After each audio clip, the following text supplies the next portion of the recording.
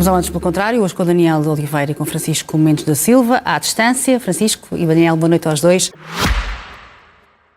Este podcast SIC Notícias é só um de muitos que pode ouvir no site da SIC Notícias ou na sua plataforma preferida. Os melhores programas de televisão, a opinião que importa e ainda entrevistas exclusivas em podcasts originais. Onde e quando quiser, leve no bolso todas as conversas. Fique a par das últimas novidades em sicnoticias.pt/podcast e nas nossas redes sociais. Olá. Daniel, vamos começar pela greve geral da manhã. É a segunda greve geral, apesar de hoje a ter não aderir formalmente, mas é a segunda greve geral em 6 meses. Já não havia há 13 anos uma greve deste género. Portanto, foram duas com este governo. Ou são duas com este governo. Que sinal político é que tiramos daqui?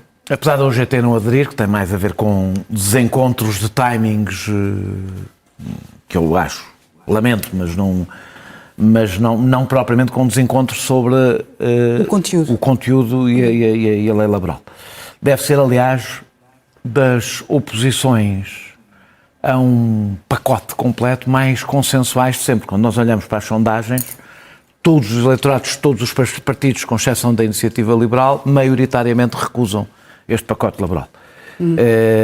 Aliás, que eu acho que a única motivação que sobrevive a este pacote laboral é o facto da Ministra do Trabalho ter avançado com ele, não tem nada a ver com o que está escrito no programa eleitoral e no programa do Governo, nada. Isso não estava lá sequer.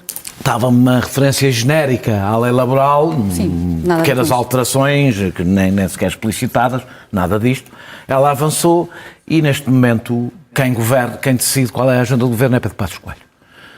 Luís Montenegro é, neste momento, um lacaio do medo que tem Pedro Passos Coelho. Se Pedro Passos Coelho disser... É por isso que ele não desiste disto? Não é por isso que ele não para todos os dias de falar de reformismo, desde que ele disse que não fazia reformas, e depois diz que não... Cada coisa que ele disser, Luís Montenegro vai fazer, e é normal. É o presidente do PSD eleito com menos votos da história do PSD e está no poder. Imagina se não tivesse. Portanto, Montenegro sabe que não tem... Vive com o que vivem quem não tem força política, vive com os fantasmas do passado. Esta greve tem, evidentemente, mesmo que não seja o seu objetivo como principal alvo, o Chega, porque o Chega tem um eleitorado popular, é o elo mais fraco desta equação, não tem nada a ganhar em aprovar esta lei laboral.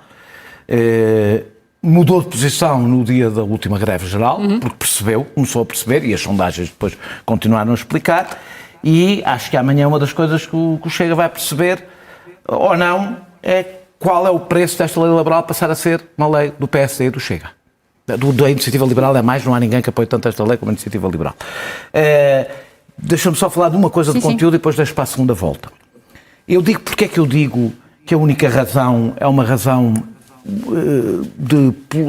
primeiro da vaidade da Ministra e depois do Luís Montenegro condicionado.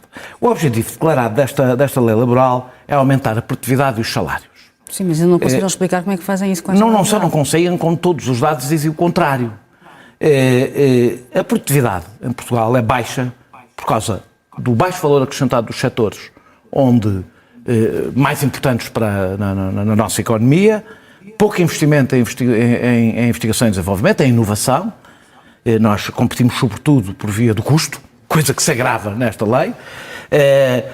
Pouca formação dos gestores, o que não tem a ver com o facto das empresas depois serem mal geridas, tem a ver com o facto de ser mais difícil a inovação em empresas em que os gestores têm pouca formação.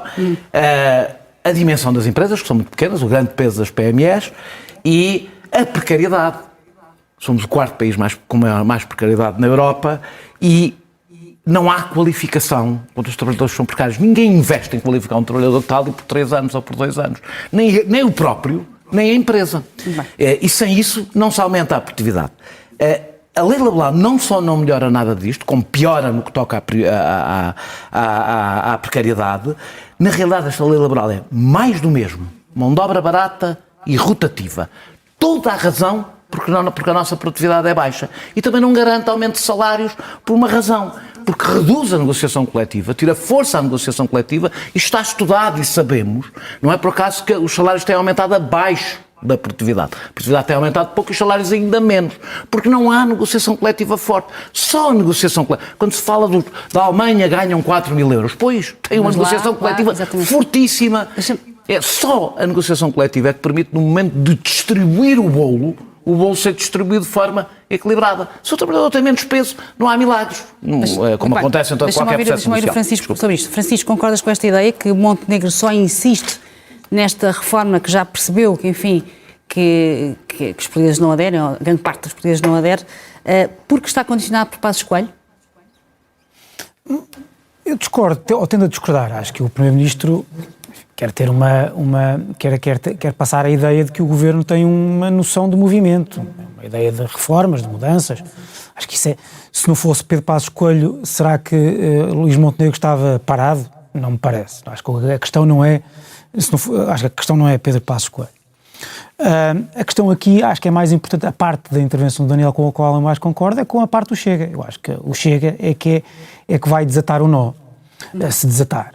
A solução está no Chega. E porquê? Porque aquilo que o Daniel disse sobre o eleitorado popular do Chega resume-se ou desenvolve-se, aliás, basicamente nisto. O Chega é um partido tipicamente populista, como todos os populistas, percebeu uma coisa, enfim, infeliz talvez, mas simples. É que a grande parte das pessoas, o que exige da política é proteção e estabilidade. Não é reformismo, não é liberdade, não é mudança. É proteção e estabilidade. Aquela ideia de que a direita é mais pela liberdade, a esquerda é mais pela estabilidade e pela proteção das situações que existem. Os partidos populistas fazem a quadratura do círculo. Percebem que o povo, ou grande parte do povo, é culturalmente de direita e é por isso que é tendencialmente contra a imigração, desregulada, pelo menos, ou a partir de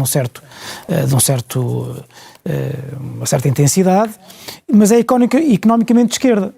As pessoas querem ter empregos estáveis, querem ter mais dias de férias, querem aposentar-se mais cedo, com reformas mais altas, exatamente pela mesma razão que querem imigração controlada e querem as paisagens sociais reconhecíveis.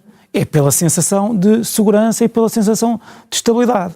E, portanto, perante isto, o Chega pode optar por uma de duas coisas. Ou perceber que o eleitorado não quer de toda esta reforma, precisamente por causa disto, e ela está morta, a reforma está morta, ou pode querer fazer aqui uma outra quadratura do círculo, que é dizer, falar para a direita a dizer que está do lado da reforma, mas falar para a esquerda dizendo que foi o Chega que conseguiu travar os piores desmandos liberais do governo. E porque é verdade que se houver um acordo sobre a reforma laboral no Parlamento, esse acordo fará com que a reforma laboral do governo fique mais, ou melhor, fique menos liberal, portanto mais de esquerda, do que o que o governo quer. E se for o Chega que consegue, com 2 ou 3 ganhos, ainda que sejam meramente cosméticos ou irrelevantes, dizer que à direita aprovámos uma reforma, somos essenciais para as reformas feitas pela direita, e ao mesmo tempo dizer ao eleitorado culturalmente, economicamente de esquerda, nós conseguimos travar o liberalismo excessivo desta ministra e deste governo, então o Chega consolidar-se-á, cristalizar-se-á como o mais digno representante dessa tendência mais de esquerda, para dizer, se calhar com algumas aspas, mas enfim, as tentações mais protecionistas da sociedade portuguesa estarão representados pelo Chega.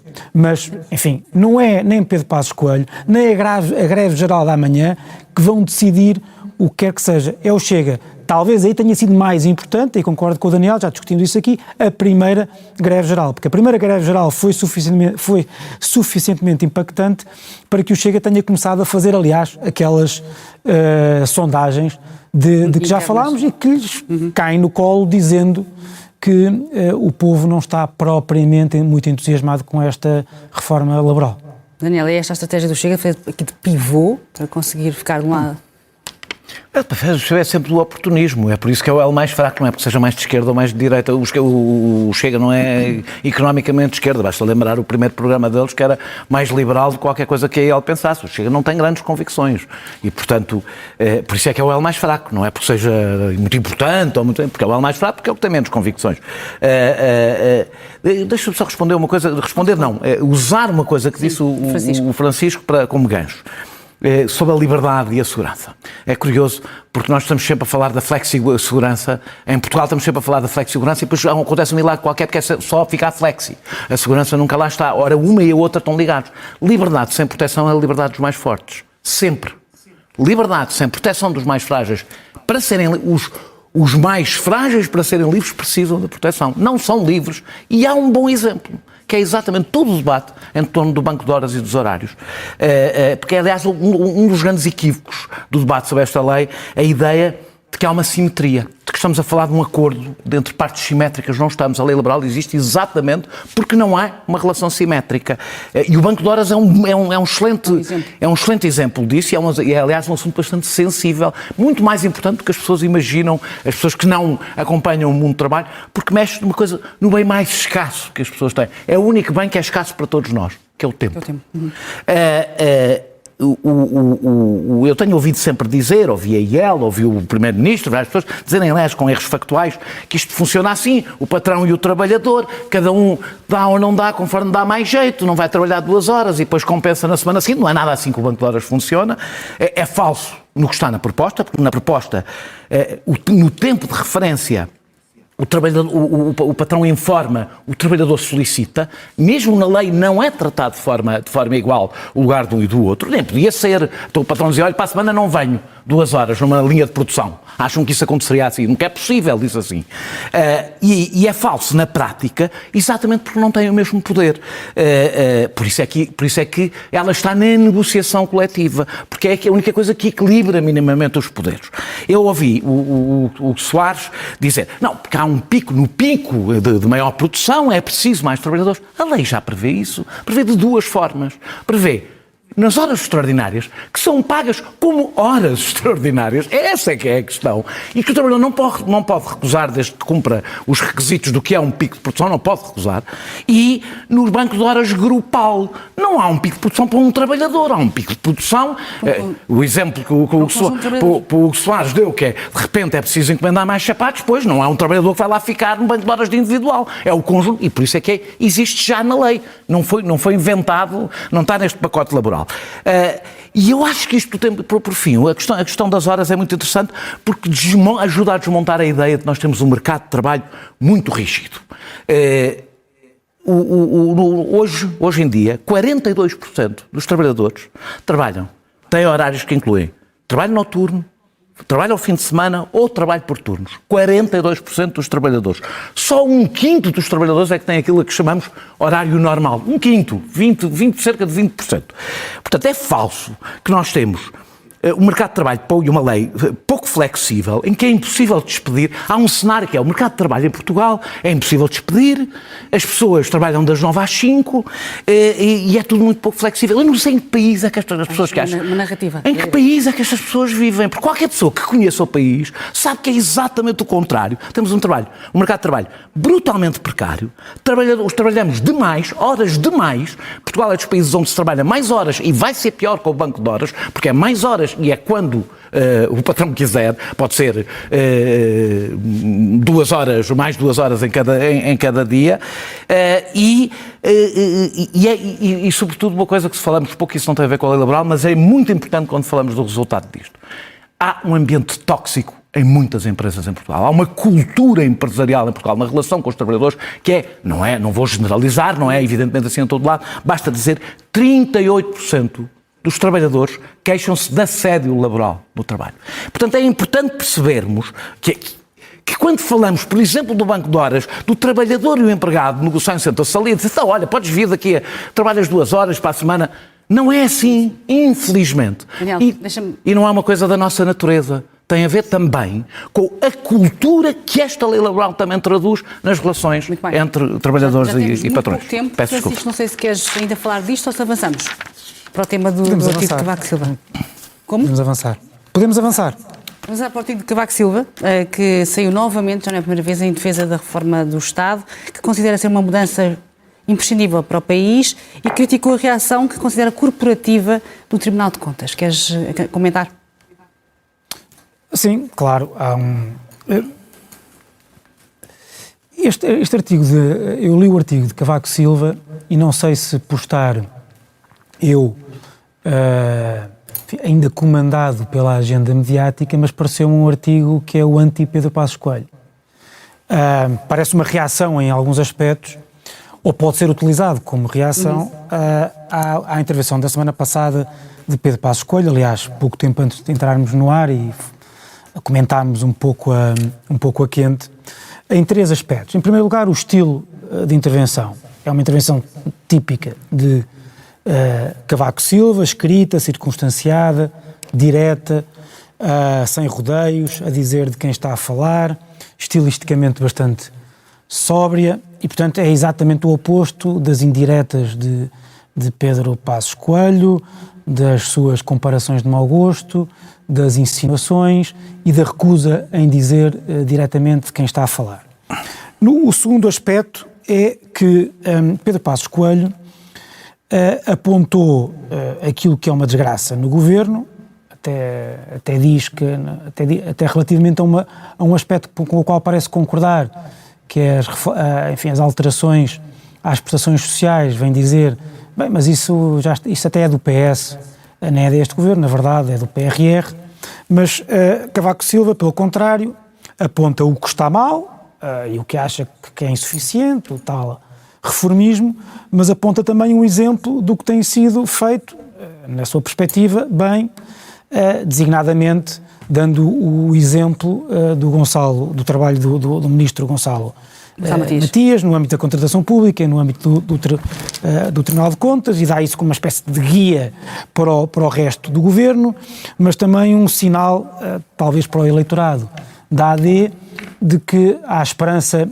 neste governo. O terceiro aspecto, para mim é bastante importante, é que também partindo deste exemplo que deu e de que, ao dizer que não há nenhuma razão para que o PS não se entenda com o governo da AD para aprovar estas matérias do ministro Gonçalo Matias, Cavaco Silva está a dizer que o caminho da AD é um entendimento com o PS, ao contrário de Pedro Passos Coelho, que entende que esse caminho é um de acordo com o Chega.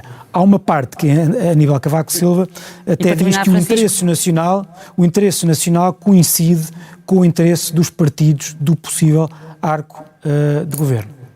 Muito bem, Daniel, só temos 2 minutos e meio.